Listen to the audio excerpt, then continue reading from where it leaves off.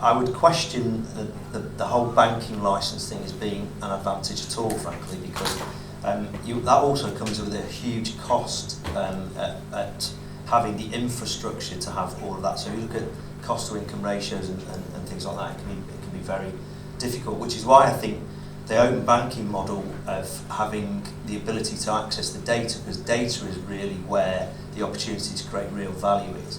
So I think it's right that organisations that provide services around open banking need to be regulated. It's obviously less of a regulatory burden than having a full-blown banking licence.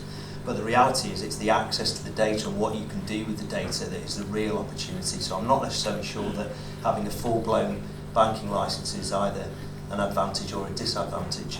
We have also started applying for our own banking license, and the reason for that is really for us to get the ability to service the customers we want.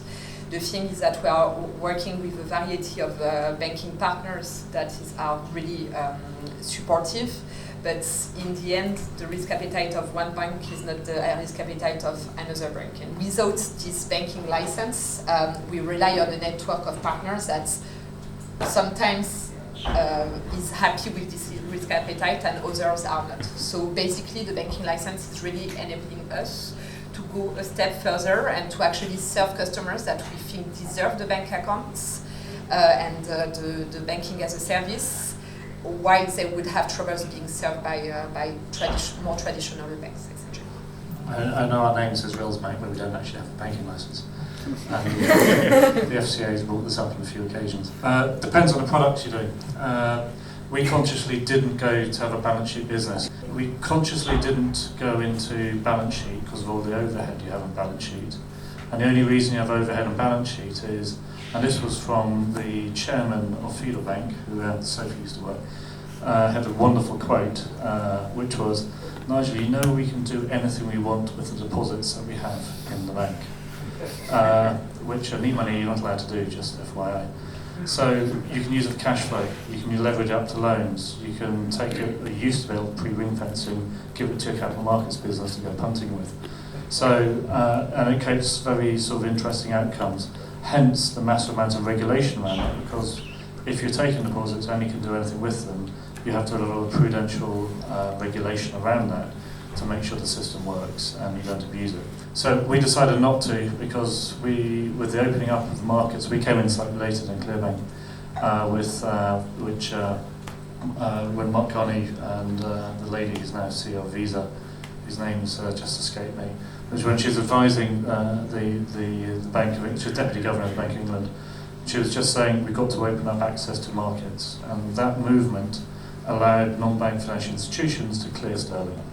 And that was a big move. The concept of moving money rather than leveraging deposits into loans means that I don't think you actually need a full-blown banking license to offer the basic services which we do to customers. But if we go into credit and other products, we're totally open-minded whether you need a banking license or do we just get direct access to credit markets by using micro-securitization and basically losing equity markets to fund it, which is probably a little bit cheaper than the deposits. Can I just add something in? I've gone through the joyful process of actually setting up a bank and going through the regulatory process. And for those of you who want to see the photograph of a 2,500 page regulatory submission that weighed 13 kilograms, I'm happy to share that with you. What followed on from that was we eventually got a banking license, and then what followed on from that, our good friends at the PRA and FCA, because they are super good people, they really are, asked me to go along and talk at the PRA to people who were looking to set up new banks. I said, well, what do you want me to talk to them about? And they said, put them off applying, Nick. And there's a reason for that. The regulatory burden on setting up a bank at the moment is significant. Right? And there's a good reason for that, because you were entrusted to look after other people's money, and we don't have to look far back in time, 2007 and 8, to realise that all of that went a little bit adrift. Right? And so regulation is there for a reason, but regulation is going to change because technology is going to change the visibility of banking to the regulators over the course of the next 5 years or so. As that happens, the internal bank regulatory issues should, hopefully somebody's going to support this, become lighter. Because today it's an administrative overload to justify to the regulators why something happened after it's gone wrong. When you move into a real-time environment, all of that will change. The MAS in Singapore, massive forward-thinking regulator, it's by apartment, which isn't a massive penthouse, it's quite a small apartment actually, have been investing massively in data and access to data within the companies they regulate, the banks, funds, etc. And the MAS now issue what's called happy letters, and love letters they call them, which basically it's like a minority report where they think we're going to go into breach because they have data. So the forward view of regulation, banking, financial services, and the FCA have got a big project on at the moment about data, is understanding and getting data to make regulation better, and see that, again, coming to the point, I can see a time when regulation goes down in terms of overhead, but up in terms of prudence.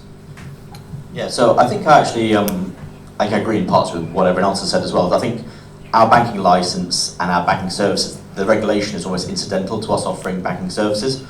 Really what you need is the tech, and I think the big thing as well is the access to the payment schemes.